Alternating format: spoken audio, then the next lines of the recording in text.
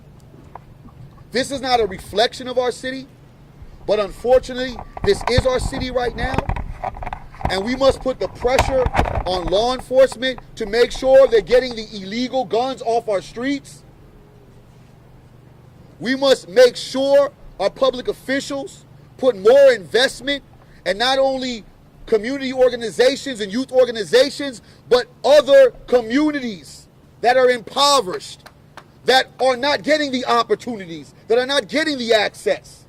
This is the time that we make sure we don't look at it on a note. We make sure this is what you said at this moment.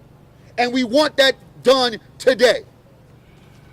And we have it with our public officials that you guys are going to honor, putting more support in all the investments that we see fit to move forward to. Yes? Yes, sir. You guys heard that? Yes, sir. Did we hear what? More money for young people, more money to fight gun violence, more money for the community. Better believe it. This is now going to be our marching orders. Hold everyone accountable. Hold the people in our community accountable. Hold our public officials accountable. Hold our law enforcement accountable. Hold ourselves accountable. This is what we have to do moving forward. The act of violence, this cowardly act, it's shameful. It makes no sense. And it shouldn't ever happen in our city. And I hope we're never here again in this moment in our city. Let's take space with each other. Let's learn and let's build. Let's talk to each other. Let's get familiar with each other today. Let's just not move and walk away, because this moment is not about a moment for us to just yell and be angry. This is a moment for us to start healing, speaking truth, and finding solutions to the problems and the issues that we face. Gun violence will affect everyone here one day. Today, it's those 6 people. Tomorrow, it can be you. I ask you today, what are you going to do to make sure tomorrow is better? I leave you with that, my family. For everyone, can we get, because I want to make sure the cameras see this. Can we get everybody with candles up here, please? Don't be afraid. Or we'll come over to you guys. Which one? Come on. Okay, you want to read a poem? Hold on, we got a poem which she wants to read. Go I ahead. would love to read this poem for the families. Okay. She asked me to kill the spider. Instead, I got the most peaceful weapons I can find.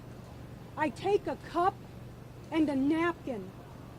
I catch the spider, put it outside, and allow it to walk away. If I am ever caught in the wrong place at the wrong time,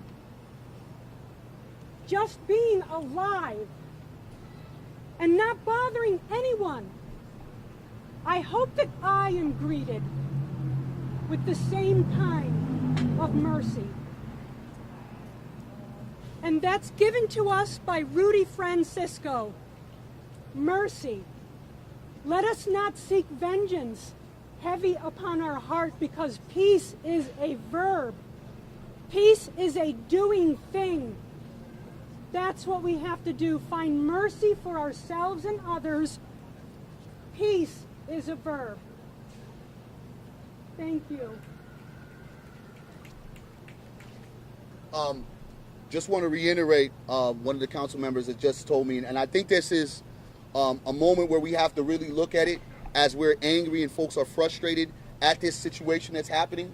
We have to be very clear that even though there are shooters that are still out on the streets, that those shooters have a family, and those families don't deserve any kind of retaliation. If anything, we need to love on those family members at this particular time. We don't need revenge. We don't need an eye for an eye. An eye for an eye is probably what got us here. And as much as it pains, I know other family members who are dealing with the grief as of right now, we don't need that kind of destruction in our city. We've seen it too much. We've seen retaliation, and all it adds up is a casket and caskets. More funeral arrangements. So even in a time of grief, we must have compassion for those that committed these heinous acts. And realize not only are they people, but they had family too. So let's put that in our heart to also pray for them. To also pray for them. to also lift them up. Because I know the embarrassment, the frustration, and the anger that their family members are probably feeling to being thrust in the spotlight for those walking around. It's probably nothing compared to those who have to bury a life. But we really lost multiple people besides 6. Whoever created this chaos, once they get caught, we lose more people to assist them. And that's not good for any of us. So let's walk in love. Let's walk in Sacramento pride. I'm not born from Sacramento, but I feel I am Sacramento. And let's learn our neighbors. Let's not be afraid of our neighbors. Let's not be afraid of being different.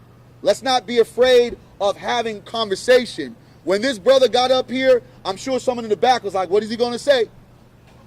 But I say, let him say it. Because we need real, raw emotions to change what we are too comfortable looking at every day when it comes to this city. A city of diversity will prove it in your investments. Prove it on where you put your money. Prove it on how you show up.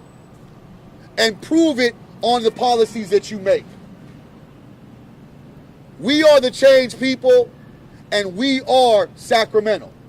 And we will stay Sacramento strong even in this tragic moment. Because it is just a moment. Thank you.